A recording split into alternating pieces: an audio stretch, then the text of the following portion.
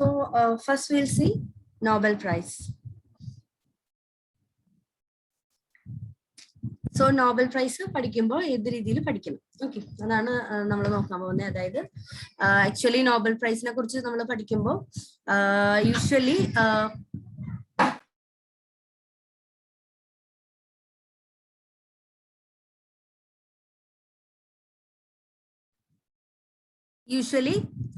നമ്മള് നമ്മുടെ UPSC എക്സാമിന് ജനറലി അവാർഡ്സ് കാര്യങ്ങളൊക്കെ ചോദിക്കുന്നത് കുറവാണ്.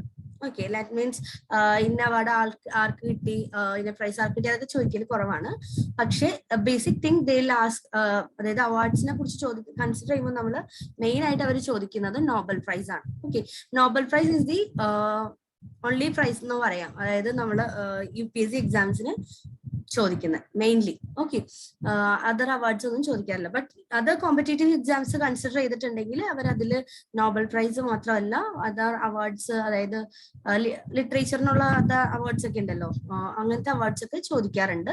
പക്ഷെ UPSCക്ക് മെയിൻലി ചോദിക്കുന്നത് നോബൽ പ്രൈസ് ആണ്. ഓക്കെ, സോ നോബൽ പ്രൈസ് പഠിക്കുമ്പോൾ ഏത് രീതിയിൽ പഠിക്കണം അതാണ് ഞാൻ ഡിസ്കസ് ചെയ്യാൻ പോകുന്നത്. ഓക്കെ, സോ ഇതിലെ കുറച്ച് നെയിംസും കാര്യങ്ങളൊക്കെ കാണും. ആ നെയിംസ് എല്ലാം നമുക്ക് ബൈഹാർട്ട് ചെയ്യണ്ട. ബിക്കോസ് നമ്മള് ഇപ്പൊ നിങ്ങൾ സ്റ്റുഡൻസ് ആയതുകൊണ്ട് നിങ്ങൾ ഈ ഇയറിലായിരിക്കില്ലല്ലോ എഴുതുന്നത്. നിങ്ങൾ എഴുതുന്ന മേ ബി 2024 ഒക്കെ കഴിയുമായിരിക്കും അല്ലെ. അപ്പൊ നോബൽ പ്രൈസ് പഠിക്കുമ്പോൾ ആ ഇയറിലെ ആർക്കൊക്കെയാണ് നോബൽ പ്രൈസ് കിട്ടിയത്, എന്തായിരുന്നു അവരുടെ കോൺട്രിബ്യൂഷൻ, അതിന്റെ പ്രീവിയസ് ഇയറിലെയും കൂടി നിങ്ങൾ നോക്കണം. Okay, previous year and the current year അങ്ങനെയാണ് നോക്കേണ്ടത്. ഓക്കെ, സോ ലെറ്റ്സ് സീ അപ്പൊ എങ്ങനെയാണ് നിങ്ങളൊരു നോബൽ പ്രൈസിനെ കുറിച്ച് സ്റ്റഡി ചെയ്യുമ്പോൾ ഏതൊക്കെ പാർട്ട് അതിന്റെ നോക്കണം. സോ ഞാൻ വൈറ്റ് ബോർഡ് ഷെയർ ചെയ്യാം. I will be writing in that. Okay,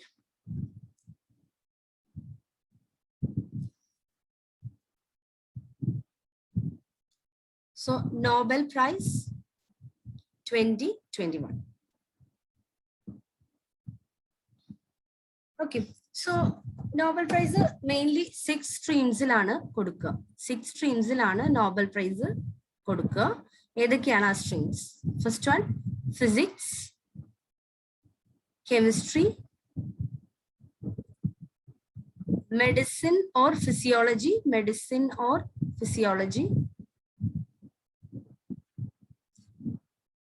literature,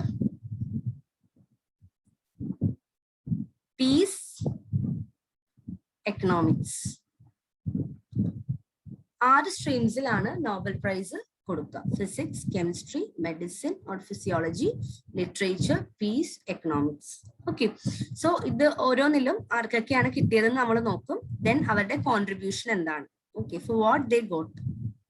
okay, അതാണ് നോക്കുക. ഇതിൽ എക്കണോമിക്സ് മാത്രം ഉണ്ടായിരുന്നില്ല.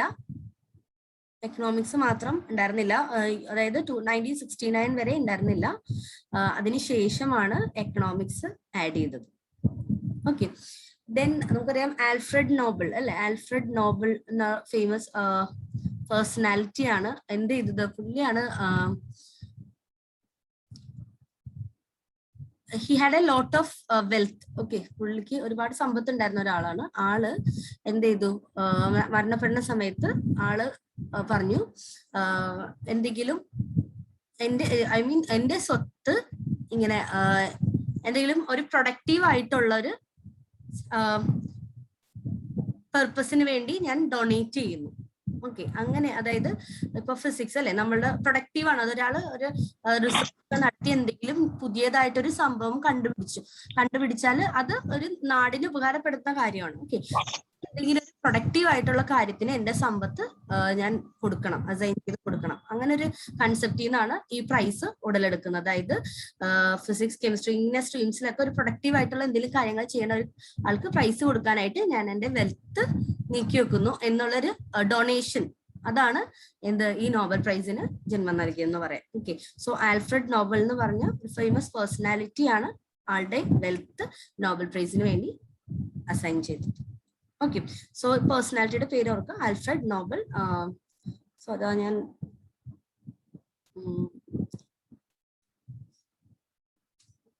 Next slide. Alfred Nobel. Okay, so നമുക്ക് നോക്കേണ്ടത്, നമ്മൾ പഠിക്കുമ്പോൾ ഓൾറെഡി പറഞ്ഞു. നമ്മൾ നോക്കേണ്ടത് ആർക്കൊക്കെ ലഭിച്ചു, എന്തായിരുന്നു അവരുടെ കോൺട്രിബ്യൂഷൻ, ഏതൊക്കെ ഫീൽഡിലാണ് ഉണ്ടായിരുന്നത്. ദെൻ എക്കണോമിക്സിന്റെ കാര്യം ഓർക്കുക. എക്കണോമിക്സ് 1969 മുതലാണ് കൊടുത്തു തുടങ്ങിയത്. Okay, so first will see physics. Nobel prize in physics.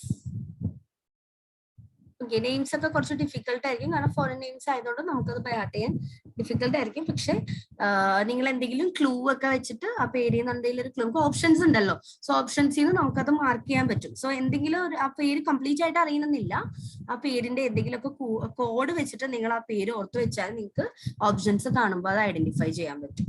Okay, so ഈ ഇയറിൽ നിങ്ങൾ ബൈഹാർട്ട് ചെയ്യണമെന്നില്ല. നിങ്ങൾ ബൈഹാർട്ട് ചെയ്യേണ്ടത് നിങ്ങൾ എഴുതുന്ന എക്സാമിന്റെ അതിന്റെ പ്രീവിയസ് ഇയറിലെയാണ് നിങ്ങൾ UPSC എഴുതുമ്പോൾ ഉള്ളത്. But any other competitive exams നിങ്ങൾ എഴുതുകയാണെങ്കിൽ അതിലൊക്കെ ഷുവർ ആയിട്ട് നോബൽ പ്രൈസിനെ കുറിച്ച് ചോദിക്കും. ഓക്കെ, സോ ഫിസിക്സ് 3 persons, അതായത് 3 പേർക്കാണ് ഈ ഇയറിൽ ഫിസിക്സിന് നോബൽ പ്രൈസ് കിട്ടിയത്. So please write down their names. Syukuro Manabe, Syukuro Manabe, Syukuro Manabe. Klaus Hasselmann, Klaus Hasselmann. Giorgio, Giorgio Parisi. Syukuro Manabe, Klaus Hasselmann, Giorgio Parisi. ഈ 3 പേർക്കാണ് ഈ തവണ ഫിസിക്സിന് നോബൽ പ്രൈസ് ലഭിച്ചിട്ടുള്ളത്. Okay, so names Syukuro Manabe, Klaus Hasselmann, Giorgio Parisi. Now ഇവരെ കുറിച്ച് പറയുകയാണെങ്കിൽ ഈ 2 പേർക്കും, ആദ്യം പറഞ്ഞിരിക്കുന്ന 2 പേർക്കും, സിക്യൂറോ മനാബെ ആൻഡ് ക്ലോസ് ഹെസൽമാൻ, ഇവർക്ക് 2 പേർക്കും ഈ നോബൽ പ്രൈസ് കിട്ടിയിട്ടുള്ളത് എന്തിനെ ബേസ് ചെയ്തുള്ള സ്റ്റഡിയിലാണ്. Okay, the study was based on, അവരുടെ study was based on earth's climate. Please write, അവരെന്തിനെ കുറിച്ചാണ് സ്റ്റഡി ചെയ്തത്, എന്തിനാണ് അവർക്ക് ഇത് കിട്ടിയത്. Okay, earth's climate and how humanity influence it, how humanity influence it. Okay, ഒന്ന് കേട്ടോളൂ. നമുക്കറിയാം ഇപ്പൊ നമ്മള് മെയിൻ ഇഷ്യൂ, അതായത് നമ്മൾ ഫേസ് ചെയ്തിരിക്കുന്ന ഒരു മേജർ ഇഷ്യൂ എന്ന് പറഞ്ഞാൽ ക്ലൈമറ്റ് ചേഞ്ച് ആണ്, അല്ലെ.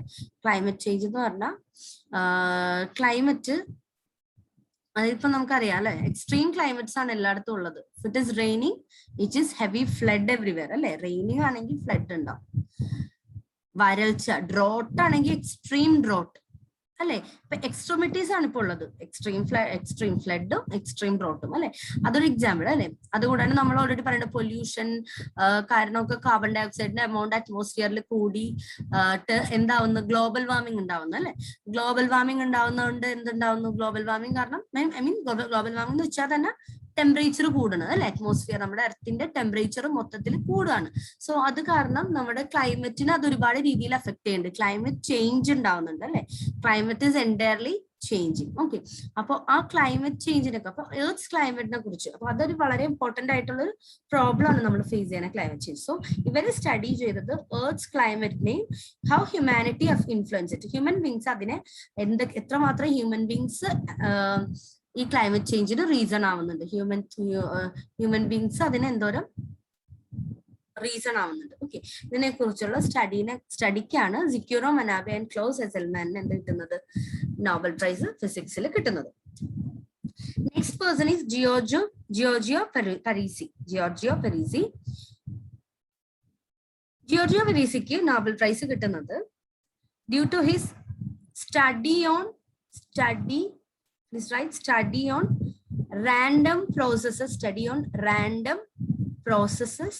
random processes in the nature. നേച്ചറിൽ ഉണ്ടാവുന്ന റാൻഡം പ്രോസസ്സുകളെ കുറിച്ചുള്ള സ്റ്റഡിക്കാണ്, അൺനോൺ ആയിട്ടുള്ള പ്രോസസ്സുകളെ, ഇതുവരെ അൺനോൺ ആയിട്ടുള്ള പ്രോസസ്സുകളെ കുറിച്ചുള്ള സ്റ്റഡിക്കാണ്, study on random process in the nature. അതിനാണ് ആർക്ക് കിട്ടുന്നത്, Giorgio Parisi. Okay, so please write Sicuro Manabe, Klaus Hesselman, Giorgio Parisi. Giorgio Parisi, he got Nobel Prize for his study on random processes in the nature. Okay, so ഇത് not ചെയ്യാം. ഈ നെയിംസും, അപ്പൊ names ഞാൻ പറഞ്ഞല്ലോ, names ഓർത്തിരിക്കാൻ difficult ആണെങ്കിൽ എന്തെങ്കിലും ഒരു ക്ലൂസ് അല്ലെങ്കിൽ ഇവരുടെ പേര് തമ്മിലുള്ള എന്തെങ്കിലും കണക്ഷൻ കണ്ടുപിടിച്ചിട്ട് കോഡ് രൂപത്തിൽ ഓർത്തിരുന്നാൽ എക്സാംസിനൊക്കെ വളരെ ഹെൽപ്ഫുൾ ആയിരിക്കും. ബിക്കോസ് വി ഹാവ് ഓപ്ഷൻസ് അല്ലെ, നമ്മളോട് ആരും നോബൽ പ്രൈസ് കിട്ടിയത് ആർക്കാന്ന് നമ്മൾ തന്നെ ആൻസർ ചെയ്തിട്ടുണ്ടല്ലോ. They'll be options will be there അല്ലെ. സോ നമുക്ക് ആ ഓപ്ഷൻസ് ഓർത്തിരിക്കാനുള്ള എന്തെങ്കിലും പേരിന്റെ ഒരു ഫസ്റ്റ് വേർഡോ അല്ലെങ്കിൽ അതിന്റെ ഏതെങ്കിലും ഒക്കെ വേർഡ് വെച്ചിട്ട് ഒന്നിങ്ങനെ ഓർത്തിരുന്നാൽ എന്താ നമുക്കത് ഓപ്ഷൻസിൽ നിന്ന് ഐഡന്റിഫൈ ചെയ്യാൻ പറ്റും.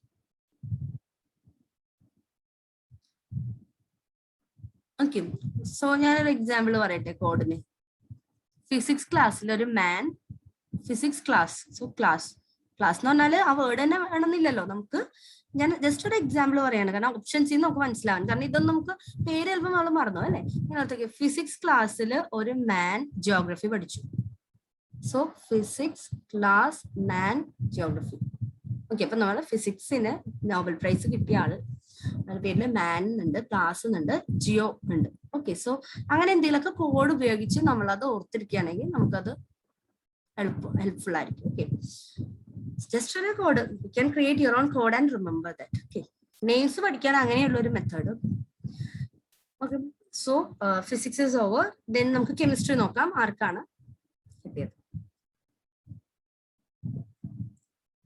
ഓക്കെ അല്ലേ, ഇത് physics have written right.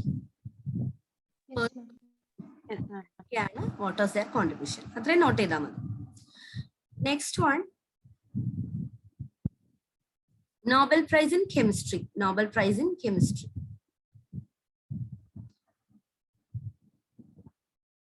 Nobel Prize in Chemistry. So it was shared by രണ്ട് ആൾക്കാർക്കാണ് ഇത് കിട്ടിയത്. It was shared by Benjamin List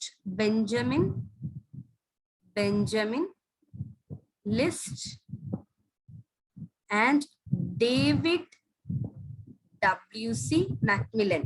David W.C. Macmillan. Benjamin List and David W.C. Macmillan.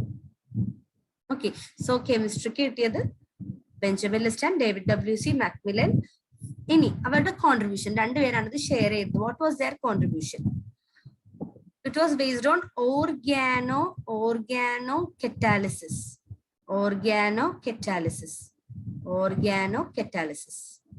Okay, so our study was based on organocatalysis. Organocatalysis എന്ന് വെച്ചിട്ടുണ്ട്. Okay, അപ്പൊ നിങ്ങൾക്ക് organocatalysis ആ word മാത്രം ഒന്ന് കിട്ടിയാൽ മതി, ഓപ്ഷൻസിൽ ഉണ്ടാവും, നിങ്ങൾക്ക് മാർക്ക് ചെയ്യാൻ പറ്റും. അപ്പൊ കാറ്റാലിസിസ് എന്ന് വെച്ചാൽ എന്താ? കാറ്റാലിസിസ് എന്ന് വെച്ചാൽ it is A process in chemistry അല്ലെ. കാറ്റലിസ്റ്റ് നിങ്ങളിപ്പോ 11th 12th സ്റ്റുഡൻസ് ആണെങ്കിൽ നിങ്ങൾ കേട്ടിട്ടുണ്ടാവും ഈ കാറ്റാലിസിസ് അല്ലെ. കാറ്റാലിസിസ് എന്ന് വെച്ചാൽ കാറ്റലിസ്റ്റ് ഉപയോഗിച്ച് നടക്കുന്ന റിയാക്ഷൻസിനെയാണ് കാറ്റാലിസിസ് എന്ന് പറയുന്നത്. കാറ്റലിസ്റ്റ് എന്ന് വെച്ചാൽ എന്താ? ഒരു റിയാക്ഷനിൽ പങ്കെടുക്കാതെ അതിനെ സപ്പോർട്ട് ചെയ്യുന്ന കോമ്പൗണ്ട്സിനെയാണ് നമ്മൾ കാറ്റലിസ്റ്റ് എന്ന് പറയുന്നത്. അപ്പൊ ഓർഗാനോ കാറ്റാലിസിസ് എന്ന് വെച്ചാൽ ഓർഗാനോ എന്ന് വെച്ചിട്ടുണ്ടെങ്കിൽ കാർബൺ കോമ്പൗണ്ട്സിനാണ് നമ്മൾ ഓർഗാനിക് കോമ്പൗണ്ട്സ് എന്ന് പറയുന്നത് അല്ലെ, കാർബൺ അടങ്ങിയ കോമ്പൗണ്ട്സിന്. സോ കാർബൺ കോമ്പൗണ്ട്സിന്റെ കാറ്റാലിസിസിനെ കുറിച്ച് ഓൾറെഡി കാറ്റാലിസിസ് കാർബൺ കോമ്പൗണ്ട്സ് ഒക്കെ ഒരുപാട് പേര് പഠിച്ചിട്ടൊക്കെ ഉണ്ട്.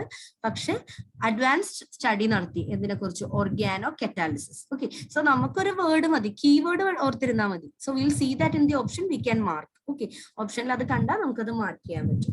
ഓക്കെ, സോ ആരൊക്കെയാണ് personalities? Benjamin List and David W.C. Macmillan. And what was their contribution? That is organocatalysis. Organocatalysis-നെ കുറിച്ചുള്ള സ്റ്റഡിക്കാണ് അവർക്ക് നോബൽ പ്രൈസ് കിട്ടിയത്. Okay, so remember that word, organocatalysis. Okay, okay അല്ലേ? Is it clear for everyone? Yes, teacher. Yeah. Yeah, so please write the next one, that is Nobel Prize in Medicine or Physiology. Medicine or Physiology. Okay, so that was shared by two people. അതും രണ്ട് പേരാണ് share ചെയ്യുന്നത്. David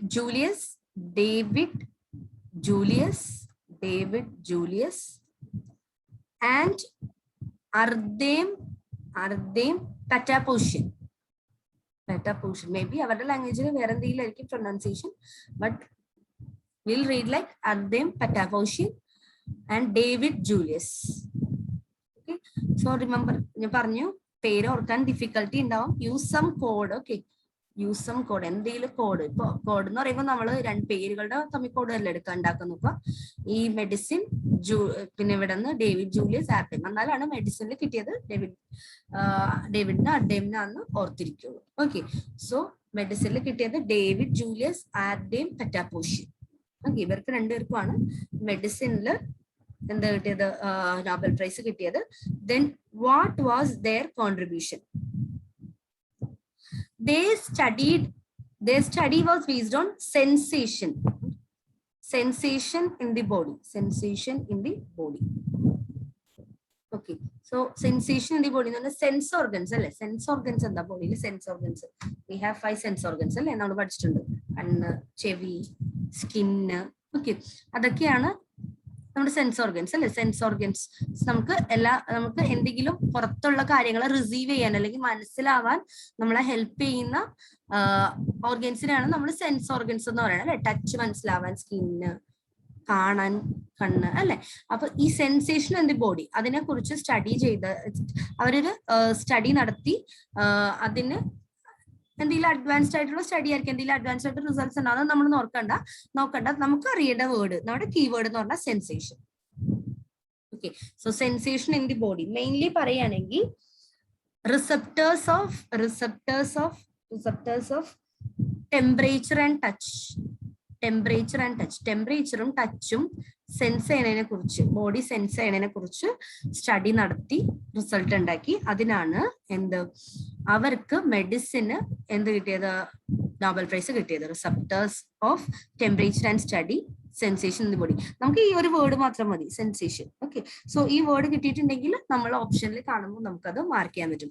sometimes they can ask ഒരു question ഇങ്ങനെ ചോദിക്കാം അവർക്ക്, what David Julius and Ardem Patapotion received Nobel Prize in Medicine for their study in എന്ന് പറഞ്ഞിട്ട് ഓപ്ഷൻസിൽ നമുക്ക് 4 ഓപ്ഷൻസ് തരാം. സോ നമ്മൾ നമ്മുടെ നോട്ട് ചെയ്യേണ്ട കീവേഡ് ആണ് sensation. Okay, is it fine everyone? എഴുതിയെടുത്തോ?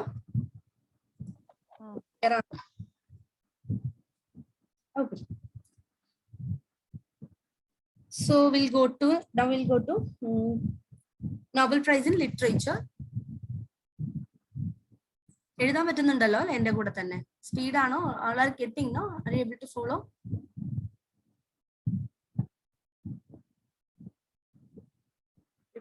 Yeah, fine. Please write literature. Now we are going to see literature.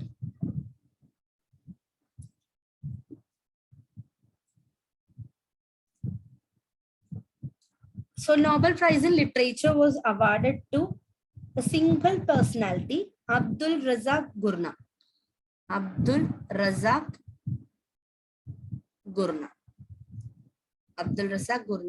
ഈ പേഴ്സണാലിറ്റിക്കാണ് ലിറ്ററേച്ചറിന് 2021 Nobel prize കിട്ടിയത്. Abdul Razak Gurnah. Okay, so Abdul Razak ഗുർനയെ കുറിച്ച് നമ്മള്, അതായത് സാധാരണ നമ്മൾ വേറെ ഏതെങ്കിലും അവാർഡ്സ് ഒക്കെ പഠിക്കുമ്പോൾ നമ്മൾ അതിൽ അയാളുടെ എഴുതിയ ഏത് വർക്കിനാണെന്നൊക്കെ പറയും. പക്ഷെ നോബൽ പ്രൈസ് ഇന്ന വർക്കിനല്ല കൊടുക്കുക, ആളുടെ മൊത്തത്തിലുള്ള ആളുടെ ലിറ്ററേച്ചറിനുള്ള കോൺട്രിബ്യൂഷൻ നോക്കിയിട്ടാണ് നമ്മൾ എന്ത് കൊടുക്കുക, നോബൽ പ്രൈസ് കൊടുക്കുക. ഓക്കെ, സോ വർക്ക് ഒന്നും നോക്കണ്ട, നമ്മൾ ആളുടെ പേര് എഴുതാം, Abdulrazak Gurnah. He was awarded literature, Nobel prize in literature, Abdulrazak Gurnah. Okay, now Abdulrazak ഗുർനയെ കുറിച്ച് ഞാൻ വാർത്തയിൽ അത് വായിച്ചപ്പോൾ his place was mentioned, Zanzibar. He was a person from Zanzibar. അപ്പൊ സൻസിബാറിനെ കുറിച്ച് ഞാൻ ജസ്റ്റ് 2-3 കാര്യങ്ങൾ പറയാം. Okay, so I mean, ഞാൻ ലാസ്റ്റ് ക്ലാസ്സിൽ പറഞ്ഞിരുന്നു, ലാസ്റ്റ് കറണ്ട് അഫയേഴ്സ് ക്ലാസ്സിൽ പറഞ്ഞിരുന്നു, നമ്മൾക്ക് ഓരോ സ്ഥലങ്ങളെ കുറിച്ചൊക്കെ നമ്മൾ അറിയുന്നത് നമ്മളിങ്ങനെ വേൾഡ് മാപ്പ് ഫുള്ളും പഠിച്ചിട്ടല്ല, നമ്മൾ ഇങ്ങനെ എന്തെങ്കിലുമൊക്കെ ന്യൂസിൽ കാണുമ്പോൾ അതിൽ കാണുന്ന ഏതെങ്കിലുമൊക്കെ സ്ഥലങ്ങൾ കുറിച്ച് നമ്മൾ അപ്പം ഒന്ന് നോക്കിയാൽ മതി, നമുക്ക് കുറച്ച് സ്ഥലങ്ങളൊക്കെ നമുക്ക് പഠിക്കാൻ പറ്റും. ഓക്കെ, അല്ലാതെ നമ്മൾ ഫുൾ മാപ്പ് എടുത്തിട്ട് നമുക്ക് പഠിക്കണമെന്നില്ല. അപ്പൊ ഞാൻ ഇവിടെ സൻസിബാർ കണ്ടോണ്ട് ഈ സൻസിബാറിന്റെ ലൊക്കേഷൻ ഒന്ന് ഇവിടെ ഞങ്ങളോട് പറയാൻ ഉദ്ദേശിക്കുന്നുണ്ട്. ഓക്കെ, ഈ സൻസിബാർ എന്ന് പറഞ്ഞാല് ഇറ്റ് ഈസ് ആൻ ഐലൻഡ്. ഇതൊരു ഐലൻഡ് ആണ്. ജസ്റ്റ് നമ്മുടെ ഇതുമായിട്ട് ബന്ധപ്പെട്ട നമ്മുടെ നോബൽ പ്രൈസ് ആയിട്ട് ബന്ധപ്പെട്ട ടോപ്പിക് അല്ല. ഈ സൻസിബാറിലാണ് ഈ അബ്ദുൾ റസാഖിന്റെ സ്ഥലം സൻസിബാർ ആണ്. He was born in Zanzibar. അപ്പൊ സൻസിബാർ കണ്ടപ്പോൾ നമുക്ക് ആ ഒരു ലൊക്കേഷൻ ഒന്ന് നോക്കാം. എവിടെയാണ് ഈ സൻസിബാർ എന്ന് പറഞ്ഞ ഐലൻഡ്? ഏതെങ്കിലുമൊക്കെ എക്സാംസിന് നിങ്ങൾക്ക് Zanzibar island is a part of which country എന്നൊക്കെ ചോദിക്കാം അല്ലെ. നമ്മളൊരു എന്തായാലും GK എഴുതുന്ന എക്സാം ഉള്ളപ്പോൾ അതിൽ എന്തെങ്കിലും ലൊക്കേഷനെ കുറിച്ചൊരു ക്വസ്റ്റ്യൻ ഉറപ്പാണ്. ഓക്കെ, സോ നമ്മുടെ CPSC ആണെങ്കിൽ തന്നെ വേൾഡ് മാപ്പ് ബേസ് ചെയ്ത ഒരു ക്വസ്റ്റ്യൻസ് ഒക്കെ ചോദിക്കാറുണ്ട്. അത് നമ്മളെ ന്യൂസിൽ വന്ന ഏതെങ്കിലുമൊക്കെ സ്ഥലങ്ങളെ കുറിച്ചൊക്കെ ആയിരിക്കും അവർ അത് ചോദിക്കുക. അല്ലാതെ ന്യൂസിൽ ഇല്ലാണ്ട് ഒരു പെട്ടെന്ന് ഒരു സ്ഥലം എടുത്ത് അവർ ചോദിക്കില്ല. മോസ്റ്റ് പ്രോബബ്ലി റിപ്പീറ്റഡ്ലി നമ്മുടെ ന്യൂസ് പേപ്പേഴ്സിൽ വന്ന സ്ഥലങ്ങളൊക്കെയാണ് അവർ മെയിൻലി ചോദിക്കുക. They need to understand നമ്മൾ എത്രമാത്രം വായിക്കേണ്ടത്, അത്രേ ഉള്ളൂ. ഓക്കെ, സോ ഈ സൻസിബാർ എന്ന് പറഞ്ഞ ഒരു ഐലൻഡ് ആണ്. സൻസിബാർ എന്ന് പറഞ്ഞ ഒരു ഐലൻഡ് ആണ്. Yes, that is correct. Zanzibar is in Tanzania. Yes, Srinath, that is correct. It is in Tanzania. Okay, Zanzibar എന്ന് പറഞ്ഞ ടാൻസാനിയയുടെ പാർട്ടായിട്ടുള്ള ഒരു ഐലൻഡ് ആണ്. ഓക്കെ, ഏത് കോണ്ടിനെന്റാ ഞാൻ വരച്ചേക്കുന്നത്? ഇങ്ങനെ ഒരു ഷേപ്പ് വരുന്ന കോണ്ടിനെന്റ്, ദാറ്റ് ഈസ് ആഫ്രിക്ക അല്ലെ. ആഫ്രിക്കൻ കോണ്ടിനെന്റ് ആണ് ഞാൻ വരച്ചത്. ഇങ്ങനെ ഒരു ഷേപ്പ് അല്ലേ ആഫ്രിക്കൻ കോണ്ടിനെന്റ്. സോ അതിന്റെ ഇവിടെ ആയിട്ട് എന്ന് പറഞ്ഞാൽ ഈസ്റ്റേൺ സൈഡിലായിട്ടുള്ള ഒരു കൺട്രിയാണ് ടാൻസാനിയ. ഈ ടാൻസാനിയയുടെ ഒരു ഐലൻഡ് പാർട്ടാണ്, അല്ലെങ്കിൽ ഒരു ഐലൻഡ് ആണ് എന്ത്? സൻസിബാർ.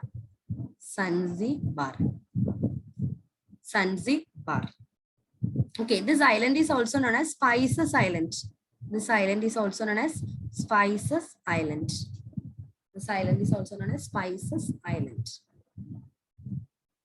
Okay, so അതുകൊണ്ട് ജസ്റ്റ് ഒന്ന് സ്ഥലം നമ്മൾ നീ എവിടെയെങ്കിലും കേട്ടാലും ജസ്റ്റ് മനസ്സിലാക്കാൻ വേണ്ടി. So it is a main island of Tanzania. Then ടാൻസാനിയയിൽ ഈ ഐലൻഡിനെ അറിയപ്പെടുന്നത് ഉൻഗൂജ എന്നാണ്. ടാൻസാനിയയിൽ ഈ ഐലൻഡിനെ പറയുന്നത് അനദർ നെയിം ആണ് Unguja. It is nothing but Zanzibar. അതിന്റെ വേറെ പേര് spices island. Then it is an important island in Tanzania. Okay, just ഇവിടെ പറഞ്ഞുള്ളൂ. സോ അവിടെയാണ് Abdul Razak was born in Zanzibar. Okay. So just coming back to our topic is literature Nobel Prize കിട്ടിയത് Abdul Razak Gurnah. Okay, so now we'll go to Nobel Prize in Peace. Okay, Nobel Prize in Peace, Nobel Peace Prize എന്ന് പറയും, സമാധാനത്തിനുള്ള prize, Nobel peace prize 2021.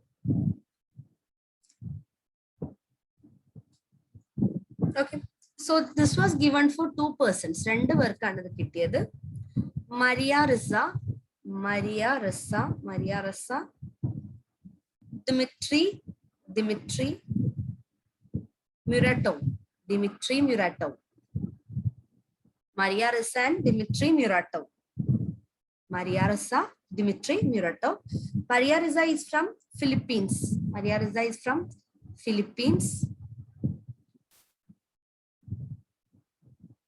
Dimitri Muratov is from Russia. Okay, so എന്തിനാണ് ഇവർക്ക് Nobel peace prize കിട്ടിയത്? അവരുടെ ഏത് ഫീൽഡിലുള്ള വർക്കിനാണ് അവർക്ക് Nobel prize കിട്ടിയത്? Please write that also. For their efforts, please write for their efforts to safeguard freedom of expression. So what was their work? അല്ലെങ്കിൽ അവരെ എന്താണ് അവരുടെ ഏത് പോസിറ്റീവ് തിങ്ങിനാണ് നോബൽ പീസ് പ്രൈസ് കിട്ടിയത്? For their efforts to safeguard freedom of expression. അവർ freedom of എക്സ്പ്രഷന് വേണ്ടി ഒരുപാട് വർക്ക് ചെയ്തു. ഫ്രീഡം ഓഫ് എക്സ്പ്രഷൻ എന്താ? അപ്പോ ഫ്രീഡം ഓഫ് എക്സ്പ്രഷൻ എന്ന് പറഞ്ഞാൽ നമ്മൾക്ക് പറയാനുള്ള കാര്യങ്ങൾ നമുക്ക് എവിടെ വേണേലും എക്സ്പ്രസ് ചെയ്യാം. ഗവൺമെന്റിനെതിരെ ആർക്ക് വേണമെങ്കിലും ആർക്കെതിരായിട്ടാണ് എതിരായിട്ട് മീൻസ് നെഗറ്റീവ് ആയിട്ടല്ല ഞാൻ പറയുന്നത്. നമുക്കൊരു കാര്യം കണ്ടു കഴിഞ്ഞാൽ ദാറ്റ് ഈസ് നോട്ട് ഗുഡ് എന്ന് തോന്നിയാൽ നമുക്കത് തുറന്ന് കാണിക്കാം. നല്ലതാണെന്ന് തോന്നാലും അതും പറയാം. ഓക്കെ, അതാണ് freedom of expression through media, press and all media, news papers ഒക്കെ കൂടി നമുക്ക് പറയാനുള്ള കാര്യങ്ങൾ പറയാനുള്ള ഒരു അവകാശമാണ് അല്ലെ. അതിനെയാണ് ഫ്രീഡം ഓഫ് എക്സ്പ്രഷൻ എന്ന് പറയുന്നത്. സോ ദേ ഷോഡ് അല്ലെങ്കിൽ അവരുടെ effort to safeguard freedom of expression. Okay, അതിനാണ് അവർക്ക് എന്ത് കിട്ടിയത്? നോബൽ പീസ് പ്രൈസ് കിട്ടിയത്. Okay, then she was Maria Ressa was she herself had a digital media അല്ലെങ്കിൽ ഡിജിറ്റൽ ന്യൂസ് പേപ്പർ നമുക്ക് പറയാം. She was a journalist. Maria Ressa ഒരു journalist ആയിരുന്നു. ഒരു ഡിജിറ്റൽ ന്യൂസ് പേപ്പർ എന്ന് നമുക്ക് പറയാം. ദാറ്റ് ഇസ് റാപ്ലർ, ഒരു digital platform, digital newspaper of Maria Ressa ആണ് റാപ്ലർ. റാപ്ലർ എന്ന് പറഞ്ഞൊരു ഡിജിറ്റൽ മീഡിയ ഉണ്ടായിരുന്നു. ജേർണലിസ്റ്റ് ആയിരുന്നു. She was a journalist.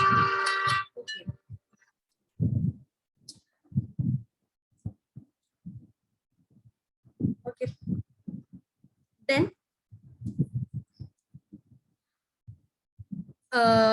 next one, Dimitri, already ഞാൻ പറഞ്ഞു. He is also a journalist. He was also working to safeguard freedom of expression. Okay, freedom of expression. So he also had a newspaper. If you want, note down. No need to by heart that. Note ചെയ്താൽ മതി. No need to by heart. That is Novaja Gazeta. Novaja Gazeta. That was his newspaper. Novaja Gazeta. So it was also a newspaper. Okay, so that's the Nobel Peace Prize. Who got that? Maria Ressa and Dmitry Muratov. Maria Ressa from Philippines, Dmitry Muratov from Russia. Her digital platform or newspaper, we can say it is Rappler. Dmitry had a newspaper known as Novaja Gazeta.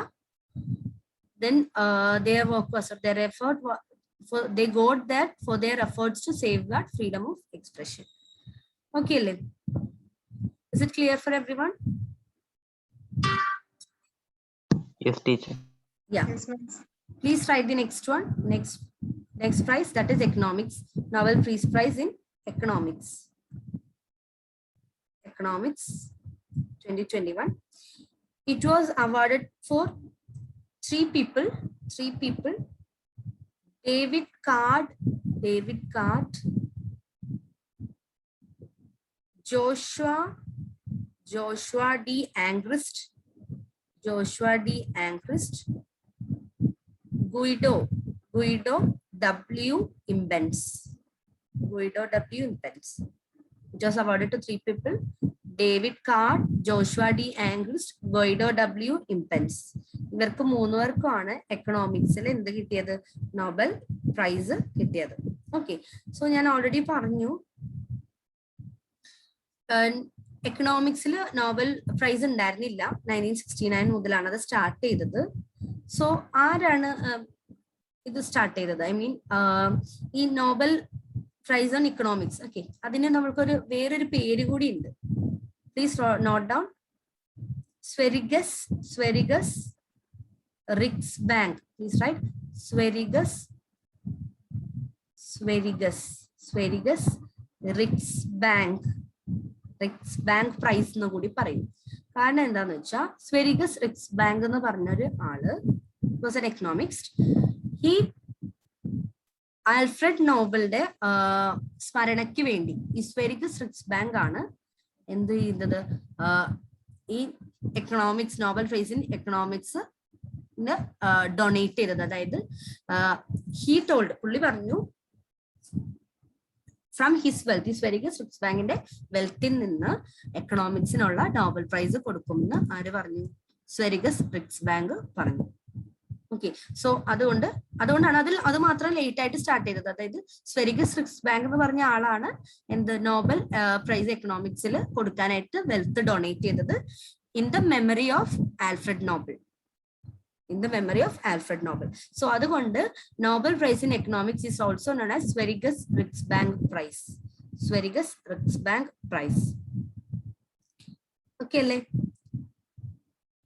Then their work was on labor economics. എന്താണ് അവരുടെ contribution അല്ലെ? നമ്മൾ പറഞ്ഞില്ലല്ലോ എക്കണോമിക്സിന് Nobel prize കിട്ടാനുള്ള അവരുടെ contribution was labour economics. Labour എക്കണോമിക്സിനെ കുറിച്ചുള്ള സ്റ്റഡിക്കാണ് അവർക്ക് എന്ത് കിട്ടിയത്? നോബൽ പ്രൈസ് ഇൻ എക്കണോമിക്സ് ലഭിച്ചത്. Understood all of you? Yes, madam. So far we have seen what all things we have seen. We have seen 6 Nobel Prize in 6 field അല്ലെ? 6 ഫീൽഡിലുള്ള Nobel prize ആണ് നമ്മൾ നോക്കിയത്. എല്ലാവരും പേരൊക്കെ ഈ നെയിംസ് ഒക്കെ എഴുതിയെടുത്തല്ലോ. Names നമ്മൾ ബൈഹാർട്ട് ചെയ്യാൻ ബുദ്ധിമുട്ടാണെങ്കിൽ കോഡ് വെച്ച് ബൈഹാർട്ട് കണ്ടുപിടിക്കാൻ ശ്രമിക്കുക. ഓപ്ഷൻസിൽ ഉണ്ടാവും, നമുക്ക് അത് നമ്മൾ ഐഡന്റിഫൈ ചെയ്താൽ മാത്രം മതി. Okay. So as I told, ഈ ഇയറിലെ നോബൽ പ്രൈസ് മേ ബി നിങ്ങൾക്ക് യൂസ്ഫുൾ ആയിരിക്കില്ല. മേ ബി നിങ്ങൾ എഴുതുന്ന ഇയറിലെ നിങ്ങൾ നോക്കുക, അതിന്റെ പ്രീവിയസ് ഇയറിലെയും നിങ്ങൾ നോക്കുക. ഓക്കെ. ഇപ്പം for example Nobel peace prize നമ്മൾ പറഞ്ഞു അല്ലെ? നോബൽ പീസ് പ്രൈസ് നമ്മൾ പറഞ്ഞു 2 പേർക്കാണ് കിട്ടിയത് അല്ലെ? Maria Ressa, then one more Dmitry അല്ലെ? സോ ഈ നോബൽ പീസ് പ്രൈസ് ലാസ്റ്റ് ഇയറിൽ കിട്ടിയത് വേൾഡ് ഫുഡ് പ്രോഗ്രാം എന്ന് പറഞ്ഞൊരു പ്രോഗ്രാമിനാണ് ലാസ്റ്റ് ഇയറിലെ നോബൽ പീസ് പ്രൈസ് കിട്ടിയത്. World food program. Okay. So നമ്മൾ ഈ ഇയറിലെ നോട്ട് ചെയ്യുക, നെക്സ്റ്റ് ഇയർ പ്രീവിയസ് ഇയറിലെയും കൂടി നോട്ട് ചെയ്യുക. ഓക്കെ. സോ മെയിൻലി അങ്ങനെ ചോദിക്കത്തുള്ളൂ. ഓക്കെ. ദെൻ ആ പേഴ്സണാലിറ്റീസിന്റെ പേര്, അവരുടെ കോൺട്രിബ്യൂഷനും കൂടി നോട്ട് ചെയ്യും. Is it fine? So next topic is norovirus. Norovirus ആണ് നമ്മൾ ഇനി നോക്കാൻ പോകുന്നത്. Okay.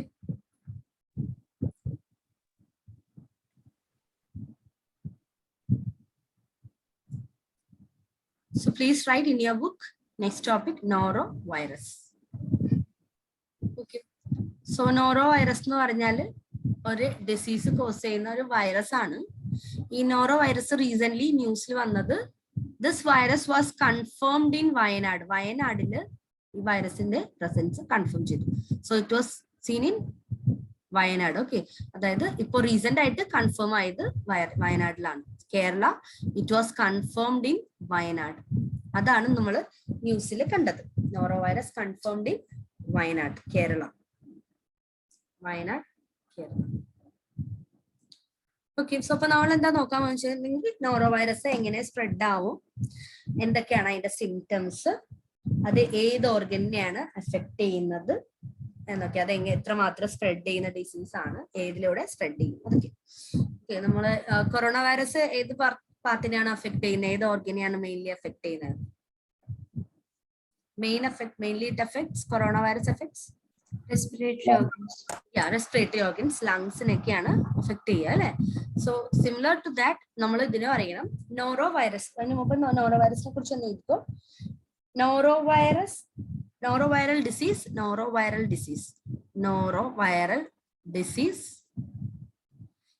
Is an animal borne disease. Animals spread ആവുന്ന ഒരു ഡിസീസ് ആണ് noroviral disease. It is an animal borne disease.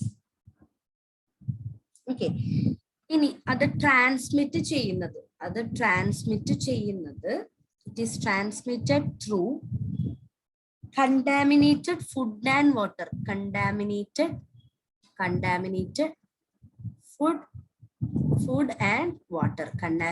food and water.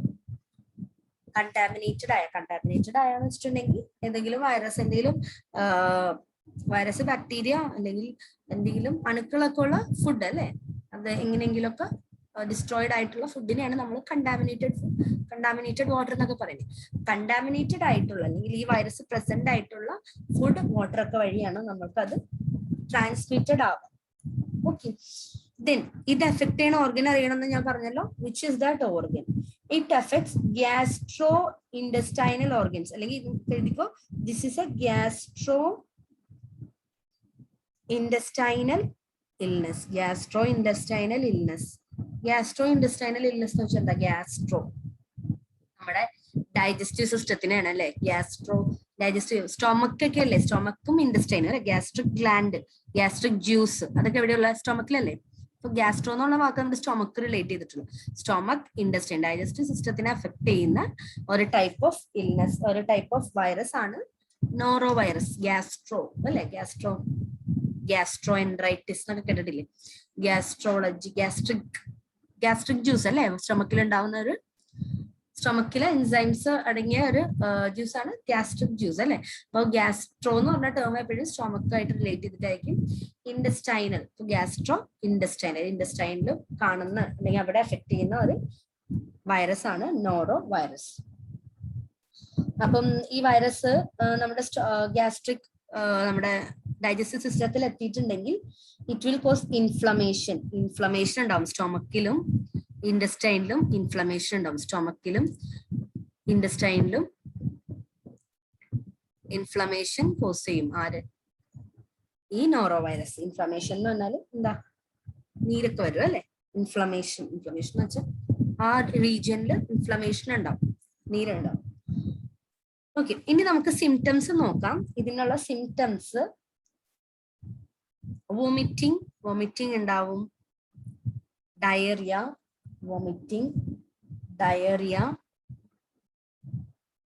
then high temperature, abdominal pain.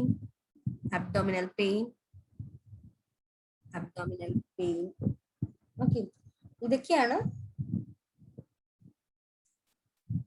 Noro virus affect ചെയ്താൽ ഉണ്ടാവുന്ന സിംറ്റംസ്. അപ്പൊ ഇത് നമ്മുടെ ബോഡിയിൽ എൻ്റർ ചെയ്തിട്ടുണ്ടെങ്കിൽ ഒരു 24 to 48 അവേഴ്സിനുള്ളിൽ സിംറ്റംസ് കാണിക്കും. 24 to 48 അവേഴ്സിനുള്ളിൽ ഈ വൈറസ് അഫക്റ്റഡ് ആയിട്ട് വൈറസ് നമ്മുടെ ബോഡിയിൽ എൻ്റർ ചെയ്തിട്ടുണ്ടെങ്കിൽ 1 to 2 ഡേയ്സിനുള്ളിൽ നമുക്ക് അതിന്റെ സിംറ്റംസ് കാണിക്കും.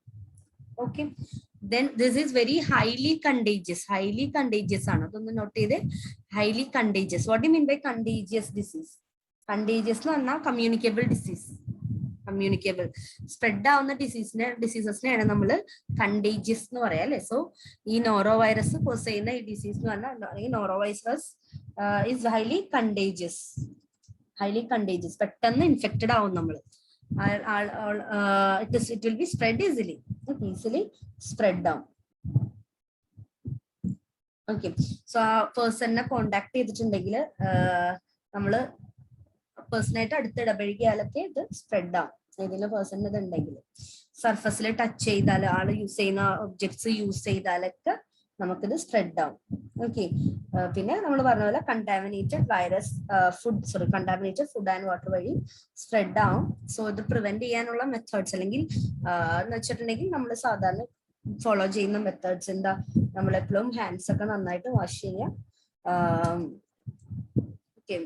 ക്ലീൻ ആയിട്ട് ഇരിക്കുക. Okay, so that is about noro virus. So noro വൈറസിനെ കുറിച്ച് പഠിക്കേണ്ടത്, where was it confirmed? അതൊരു ആനിമൽ ബോൺ ഡിസീസ് ആണ്. How does it spread? It affects which all organs? What are its symptoms? Okay, clear all of you? Yes, ma'am. Yeah. Now please go to next topic, Landsat 9. Our next topic, Landsat 9.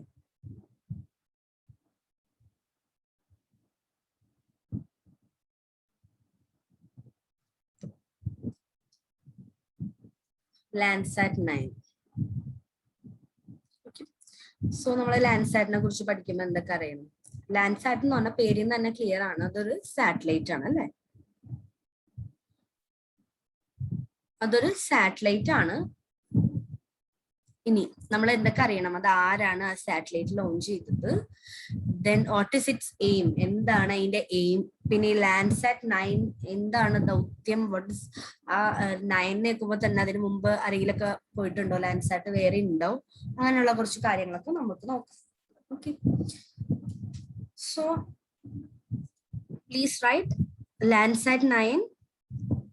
It is an Earth monitoring satellite. And the satellite ആണ് Earth monitoring satellite ആണ്. Earthനെ monitor ചെയ്യാനായിട്ട് send ചെയ്തേക്കുന്ന ഒരു satellite അല്ലെങ്കിൽ വിക്ഷേപിച്ചിരിക്കുന്ന ഒരു satellite ആണ് Landsat 9. It is an Earth monitoring satellite. Earth monitoring satellite. It is it is a joint mission of ഇത് ആരൊക്കെയാണ് ഇത് സെൻഡ് ചെയ്തിരിക്കുന്നത്. It is a joint mission of NASA and US Geological Survey. Okay, so Landsat 9 is a joint mission of NASA and US Geological Survey. US Geological Surveyയുടെയും നാസയുടെയും ഒരു joint effort ആണ് എന്ത് Landsat 9. Okay, നമ്മൾ എന്തൊക്കെ നോക്കി. Landsat എന്ന് വെച്ചാൽ ഒരു earth monitoring satellite ആണ്. എർത്തിനെ മോണിറ്റർ ചെയ്യും അല്ലെ, എർത്തിലെ നടക്കുന്ന കാര്യങ്ങൾ മോണിറ്റർ ചെയ്യും, പിക്ചർ ആക്കും, സെൻഡ് ചെയ്യും അല്ലെ. അങ്ങനെയല്ലേ നമ്മൾക്ക് എർത്തിനെ മോണിറ്റർ ചെയ്യാൻ പറ്റുള്ളൂ. ദെൻ ആരാണ് അത് സെൻഡ് ചെയ്തത്? whose effort is that? Is a joint mission of NASA and US Geological Survey. ഇനി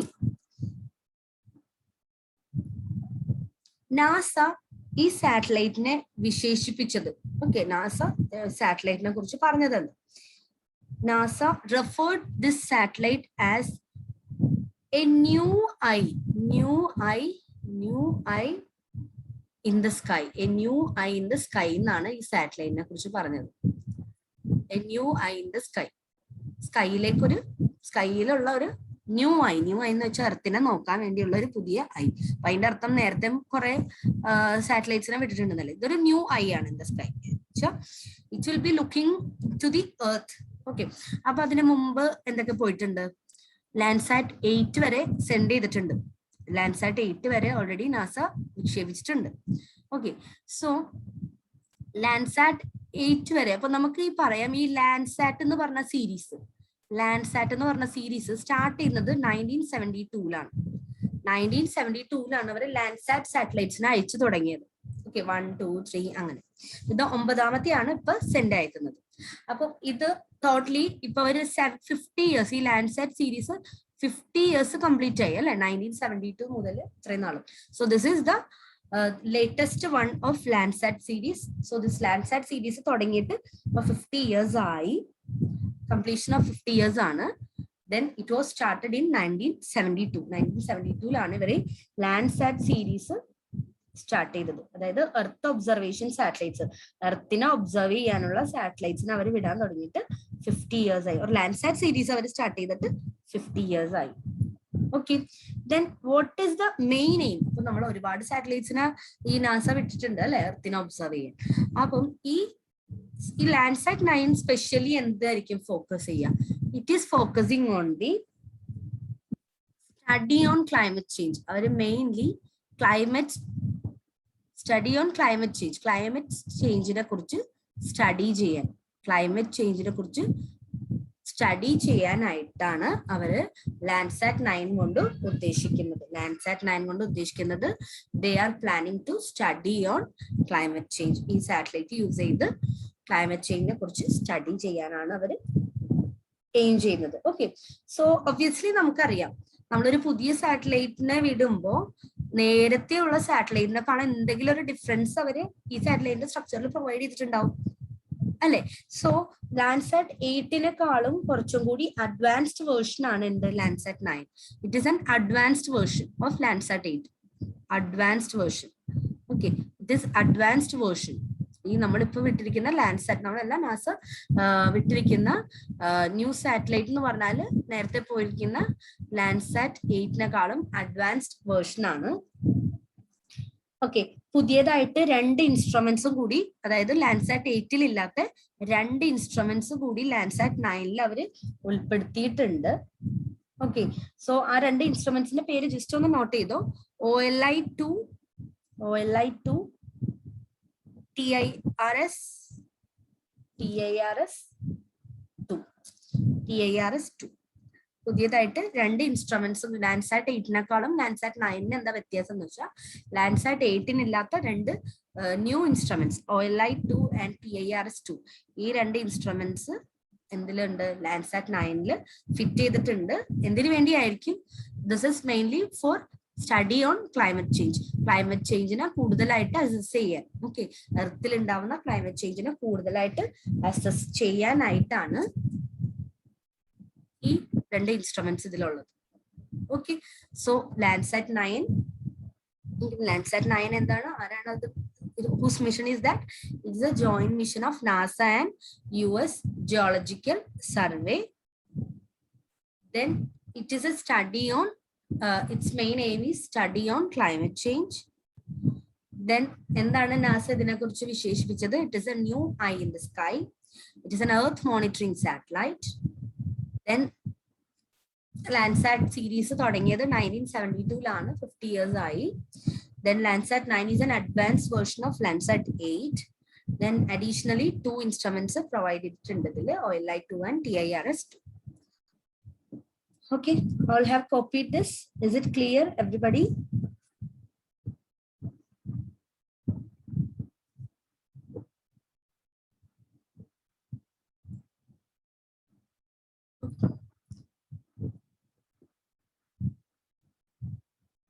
So moving on to our next topic.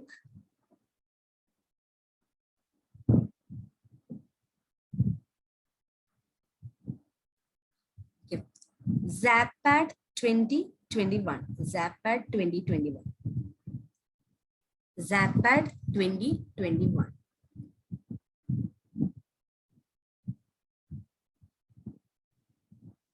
Okay. എന്താണ് നോക്കാം.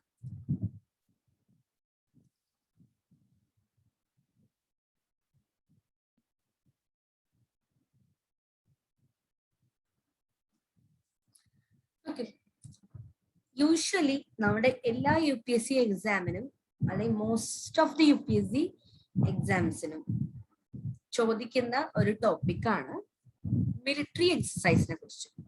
മിലിറ്ററി എക്സസൈസ് എന്ന് വെച്ചാൽ കൺട്രീസ് ജോയിന്റ്ലി അവരുടെ മിലിറ്ററി യൂസ് ചെയ്ത് ഒരു പ്രകടനം അല്ലെങ്കിൽ എക്സസൈസ് അല്ലെ, ലൈക്ക് വി സീ ഇൻ നമ്മൾ ഇൻഡിപെൻഡൻസ് ഡേ, റിപ്പബ്ലിക് ഡേ ഒക്കെ കാണുന്നില്ലേ, അതേപോലെ എന്തെങ്കിലും ഒരു അവരുടെ ജോയിൻ ആയിട്ട് 2-3 കൺട്രീസ് അല്ലെങ്കിൽ മോർ ദാൻ 3 കൺട്രീസ് ഒക്കെ ഉണ്ടാവും, എന്ത് ചെയ്യും, ജോയിൻ ആയിട്ട് ഒരു മിലിറ്ററി എക്സസൈസ് നടത്തും. ഓക്കെ, അതിനെയാണ് ZAPAD എന്ന് പറയുന്നത്. അതിൽ ഒരു എക്സസൈസ് ആണ് ZAPAD 2021. ഓക്കെ, സോ ക്വസ്റ്റ്യൻ ചോദിക്കുക എങ്ങനെയാണെന്ന് വെച്ചിട്ടുണ്ടെങ്കിൽ ഇപ്പൊ ZAPAD ഒരു മിലിറ്ററി എക്സസൈസ് ആണ്. അതേപോലെ മാരിടൈം എക്സസൈസ് ഒക്കെ ഉണ്ടാവും, സിംബെക്സ് എല്ലാം നമ്മൾ നോക്കുന്നത് 2-3 എണ്ണം എല്ലാം നോക്കുന്നില്ലെന്ന് 2-3 എണ്ണം നമ്മൾ ഇന്ന് നോക്കുന്നുണ്ട്.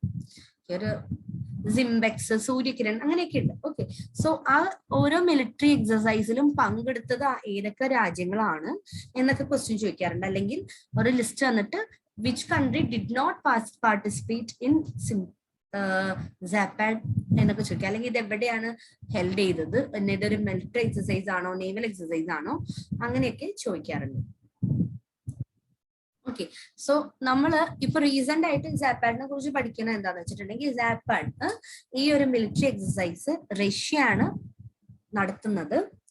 Okay, then it was held, ഇത് ഹെൽഡ് ചെയ്തത് സെപ്റ്റംബർ 3 മുതൽ ലേറ്റസ്റ്റ് ആയിട്ട് ഉണ്ടായിരുന്നത് സെപ്റ്റംബർ 3 ടു സെപ്റ്റംബർ 16, 2021 വരെ എന്തുണ്ടായിരുന്നു, ഈ എക്സസൈസ് ഹെൽഡ് ചെയ്തിട്ടുണ്ടായിരുന്നു.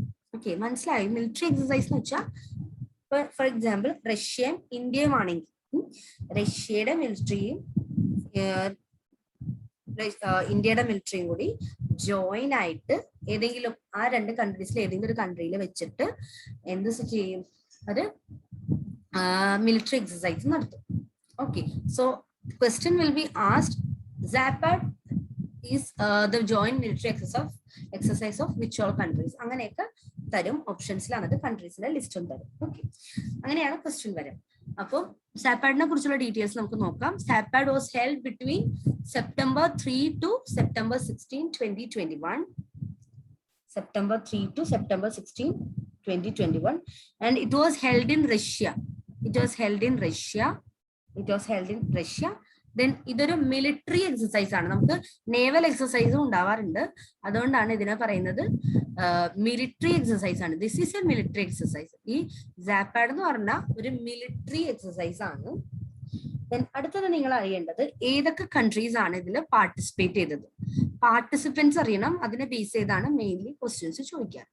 So who are the participants? ഈ സാപ്പാഡ് എന്ന് പറഞ്ഞാൽ ഒബ്വിയസ്ലി ഇന്ത്യ ഉണ്ടാവും, അതുകൊണ്ടായിരിക്കാണല്ലോ നമ്മൾ ഇതിനെ ഇവിടെ ഡിസ്കസ് ചെയ്യാൻ കാരണം. പല കൺട്രീസും പല മിലിറ്ററി എക്സസൈസും ഹോൾഡ് ചെയ്യാറുണ്ട്. അതിൽ ഇന്ത്യ ഉള്ളതുകൊണ്ടാണ് നമ്മൾ ഈ സാപ്പാഡ് ഡിസ്കസ് ചെയ്യുന്നത്. സോ സാപ്പാഡിന്റെ പാർട്ടിസിപ്പൻസ് എന്ന് പറഞ്ഞാൽ ഒബ്വിയസ്ലി ഇന്ത്യ ഉണ്ട്, ദെൻ റഷ്യ ഉണ്ട്, കാരണം it is held in Russia. So Russia is there. India, Russia ഉണ്ട്. Then what are the other countries? Mongolia, Armenia, Kazakhstan, Tajikistan,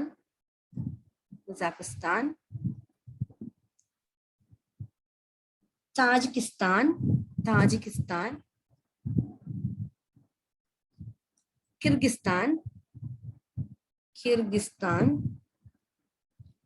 Serbia,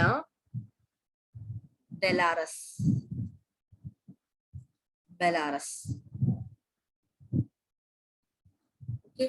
India, Russia, Mongolia, Armenia, Kazakhstan, Tajikistan, Kyrgyzstan, Serbia, Belarus. അപ്പോ 9 countries അല്ലെ? 9 countries ആണ് ഇതിൽ participants ആയിട്ട് ഉണ്ടായിരുന്നത്. Okay, then ഒരു 8 countries observers ആയിട്ട് ഉണ്ടായിരുന്നു. They didn't participate, they were invited as observers. 8 countries observers ആയിട്ടുണ്ടായിരുന്നു, 9 കൺട്രീസ് എന്തായിട്ടുണ്ടായിരുന്നു? പാർട്ടിസിപ്പൻസ് ആയിട്ട് ഈ മിലിറ്ററി എക്സസൈസിൽ ഉണ്ടായിരുന്നു. സോ ടോട്ടലി 17 കൺട്രീസ് ആണ് ഇൻവൈറ്റഡ് ആയിട്ടുണ്ടായിരുന്നത്. ടോട്ടലി 17 കൺട്രീസ് ആണ് ഉണ്ടായിരുന്നത്. അതിൽ 9 കൺട്രീസ് വേർ പാർട്ടിസിപ്പൻസ്. നമുക്ക് പാർട്ടിസിപ്പൻസിന്റെ ലിസ്റ്റ് മാത്രം പഠിച്ചാൽ മതി. They will be asking who participated അല്ലെങ്കിൽ ഹു ഹാസ് നോട്ട് പാർട്ടിസിപ്പേറ്റഡ്, അങ്ങനെ അവർ ക്വസ്റ്റ്യൻ ചോദിക്കാറുണ്ട്. ഓക്കെ, അപ്പോൾ note down these names, please note down these names. Then where it was held, then note down military. It was a military exercise. Okay, military exercise. Okay,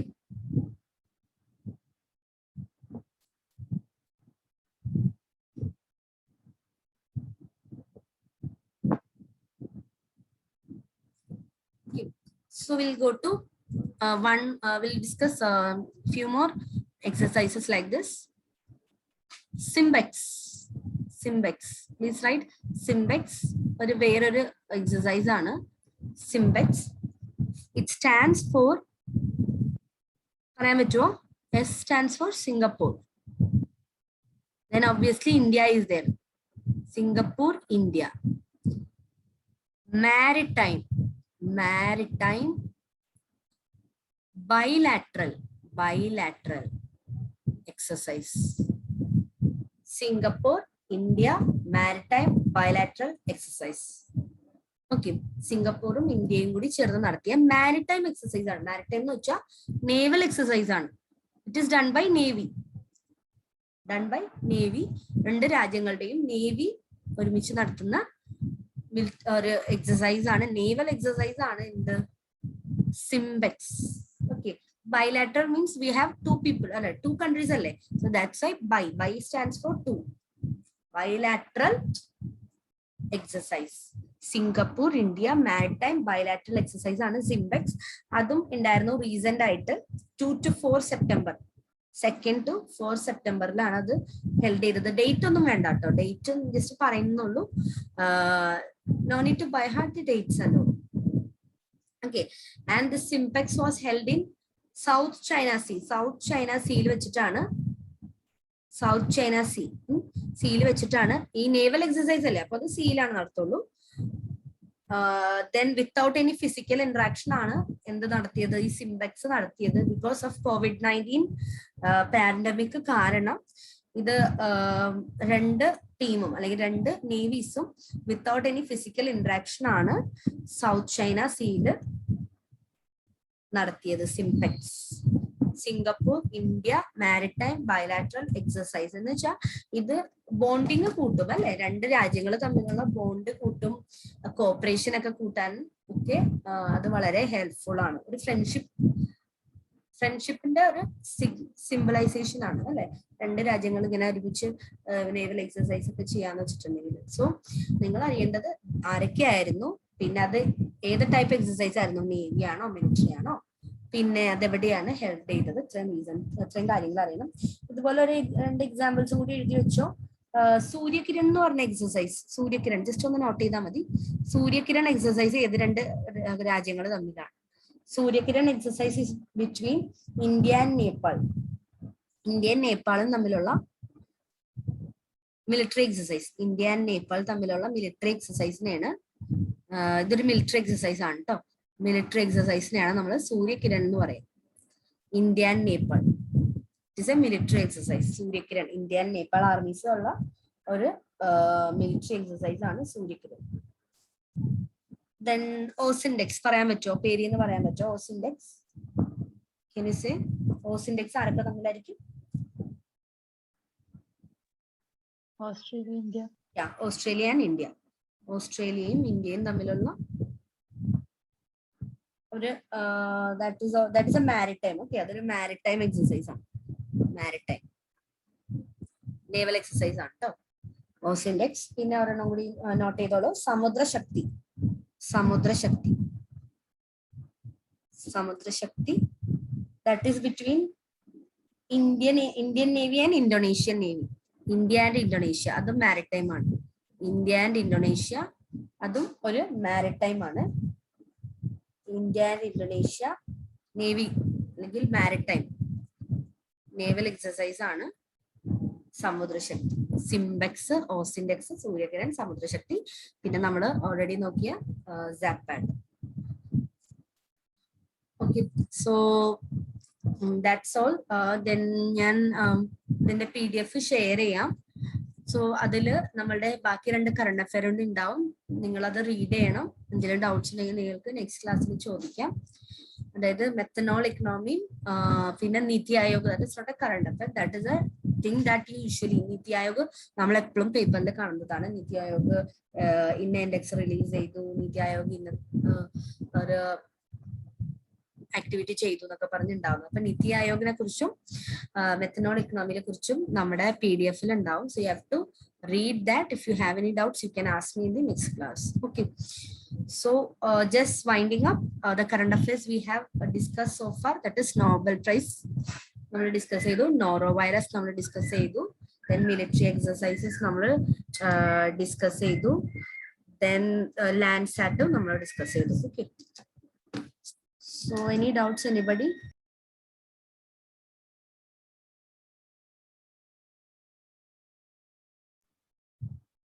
Any doubts?